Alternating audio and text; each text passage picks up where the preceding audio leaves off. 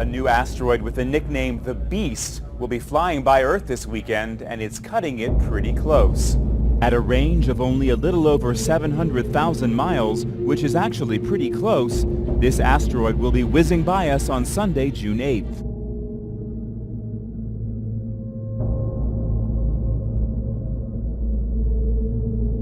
And I beheld another beast coming up out of the earth, and he had 2 horns like a lamb, and he spake as a dragon.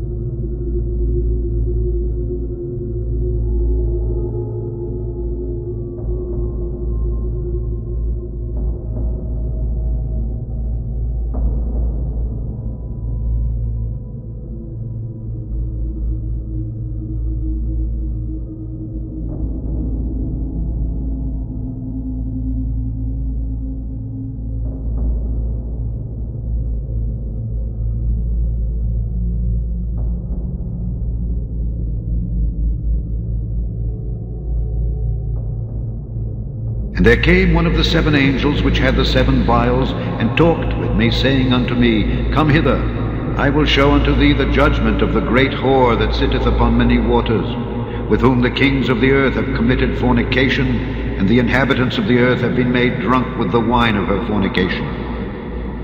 So he carried me away in the spirit into the wilderness, and I saw a woman sit upon a scarlet-colored beast, full of names of blasphemy, having 7 heads and 10 horns. And the woman was arrayed in purple and scarlet color, and decked with gold and precious stones and pearls, having a golden cup in her hand, full of abominations and filthiness of her fornication.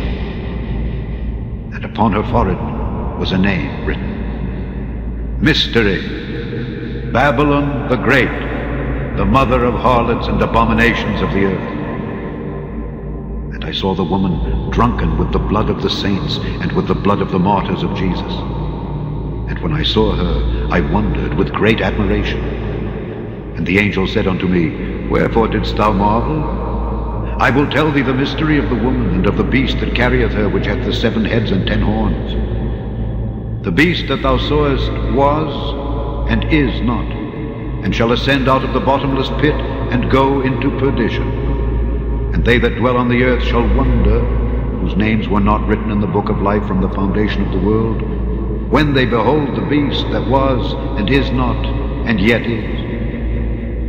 And here is the mind which hath wisdom. The 7 heads are 7 mountains on which the woman sitteth, and there are 7 kings. 5 are fallen, and 1 is, and the other is not yet come.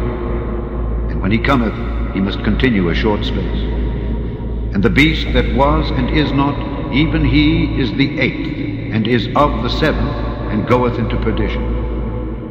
And the 10 horns which thou sawest are 10 kings, which have received no kingdom as yet, but receive power as kings 1 hour with the beast. These have 1 mind, and shall give their power and strength unto the beast. These shall make war with the Lamb, and the Lamb shall overcome them, for he is Lord of lords and King of kings. And they that are with him are called and chosen and faithful. And he saith unto me, The waters which thou sawest where the whore sitteth are peoples and multitudes and nations and tongues. And the 10 horns which thou sawest upon the beast, these shall hate the whore, and shall make her desolate and naked, and shall eat her flesh and burn her with fire. For God hath put in their hearts to fulfill his will, and to agree, and give their kingdom unto the beast, until the words of God shall be fulfilled. And the woman which thou sawest is that great city which reigneth over the kings of the earth. Pope Francis is preparing to lead an unprecedented Mideast summit today in St. Peter's Square. He's invited the Israeli and Palestinian presidents to the Vatican, where they will pray for peace through a combination of Jewish, Christian, and Muslim prayers. Greg Burke joins us by phone. He is the senior advisor for communications at the Vatican. And Greg, I tell you, by all accounts, of course, this is an unusual summit, certainly unprecedented, with, again, Jewish, Christian, and Muslim prayers whispered in the shadows of St. Peter's Basilica. If you could start, if you would, by talking about the significance of this occurrence. Sure, no doubt about it, Arthel. Thanks. You know, it's interesting. I read a great tweet today. Somebody said, you know, I didn't pay any attention to the news for a week, and all of a sudden you have the Israelis and Palestinians praying together at the Vatican. Whoa! So it is certainly unprecedented. It's a huge move. This is something that Pope Francis wanted to do on his Holy Land trip, and it was just too difficult in terms of pulling it all together in what was a very short trip. But that was just 2 weeks ago. He did manage. He launched the invitation there officially Sunday 2 weeks ago, and 2 weeks later it's happened with a lot of work, certainly on everybody's part. It's very complicated. You know, it's what they're talking about, bringing people together to pray. There's all sorts of concerns on every side that we can't sort of mix religions, pretend like they're all the same. But they are coming together. There will be three different moments, basically in chronological order. First, a Jewish prayers, then Christian, and then the Muslim. Now, what's happened right now is Shimon Peres has just arrived about 5 minutes ago, and he has sat down with the Pope in Santa Marta, the Pope's house. The Mahmoud Abbas will arrive in about 15 minutes. He'll also have a one-on-one with the Pope, or a small greeting with the Pope, and then they will all go together into the Vatican gardens where the actual prayer will take place. And if I can jump in there, Greg, because you're talking about Israeli President Shimon Peres and Palestinian President Mahmoud Abbas, both going to be there and just now having each private meetings with the Pope. But as the Pope calls for prayers for peace, Peres and Abbas, I understand they're expected to discuss political developments when they will meet in private after the prayer. So what do you think the two leaders hope to walk away with, Greg? Well, I think they hope to walk away with goodwill. I mean, it's basically they will have to each speak for themselves, but at least from the Franciscan priest who organized it for the Pope said, you know, this is a prayer break.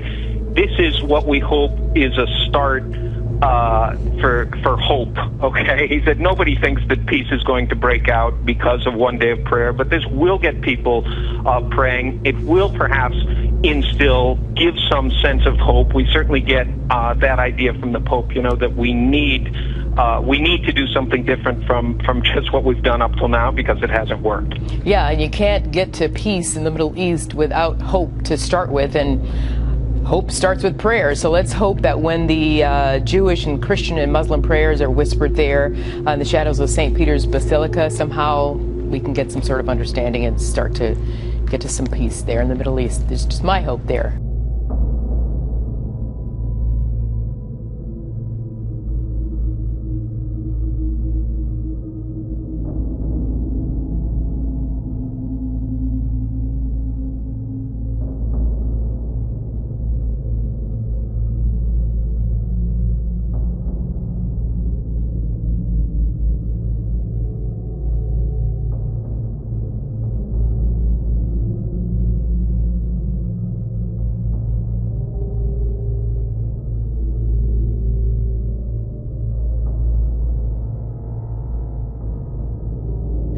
אדוני אדוננו, מה אדיר שמך בכל הארץ, אשר תנה הודך על השמיים.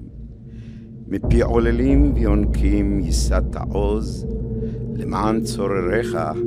לדוד, אליך אדוני נפשי אשא. אלוהי, בך בטחתי, אל אבושה, אל יאלצו אויבי לי. גם כל קרוביך לא יבושו, יבושו הבוגדים. A reading from the book of Isaiah. For I am about to create new heavens and a new earth. The former things shall not be remembered or come to mind. But be glad and rejoice forever in what I am creating.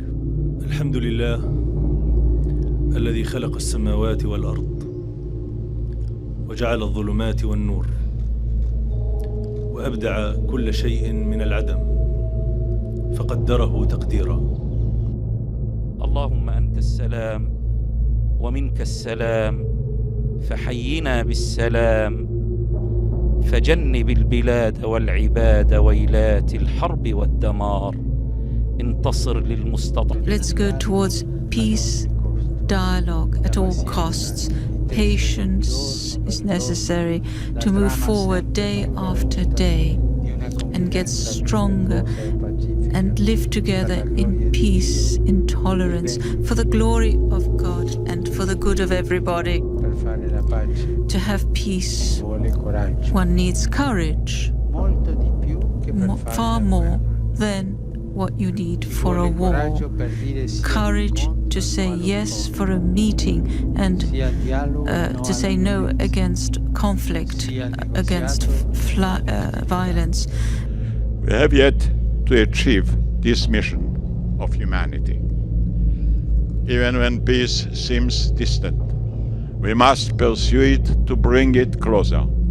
And if we pursue peace with determination, with faith, we will reach it. And it will endure through all of us, as it is written in Isaiah. They will beat their swords into plowshares and their spears into pruning hooks. Nations will not take up swords against nations, nor will they train for war anymore. We ask you, O Lord, for peace in the Holy Land, Palestine and Jerusalem, together with its people.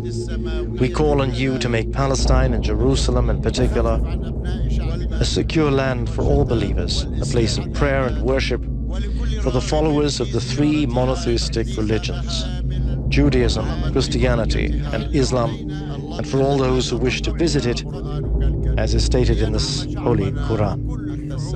Lord, you are the peace, and peace emanates from you. O God of glory and majesty, grant us security and safety, and alleviate the suffering of my people at home and in the diaspora. This was a highly unusual day at the Vatican, where Pope Francis prayed for peace with none other than the Israeli and Palestinian presidents. NBC's Ann Thompson is in Rome tonight with that story for us. Ann? Lester, this prayer service was rich in symbolism that Pope Francis hopes will reignite the peace process. It began with a warm embrace between Israeli President Shimon Peres and Mahmoud Abbas, the president of the Palestinian Authority. Then, with the Pope and the leader of the Orthodox Christian Church, Bartholomew, they went to a carefully choreographed service in the garden where they heard prayers from the Jewish, Muslim, and Christian faiths. Each leader spoke, the Pope saying peace calls for more courage than war. Peres told the group, even when peace seems distant, we must choose to bring it closer. And Abbas prayed for security, safety, and stability in the region. Then they all exchanged a sign of peace. This was broadcast live around the world because the Pope hopes that it is these pictures that will push the people of the Holy Land to ask their leaders to end this conflict. Lester? And Thompson in Rome for us tonight. Thank you. But of the times and the seasons, brethren, ye have no need that I write unto you. For yourselves know perfectly that the day of the Lord so cometh as a thief in the night. For when they shall say peace and safety, then sudden destruction cometh upon them, as travail upon a woman with child, and they shall not escape. But ye, brethren, are not in darkness, that that day should overtake you as a thief. Ye are all the children of light, and the children of the day. We are not of the night, nor of darkness. Therefore, let us not sleep as do others, but let us watch and be sober. For they that sleep, sleep in the night, and they that be drunken are drunken in the night.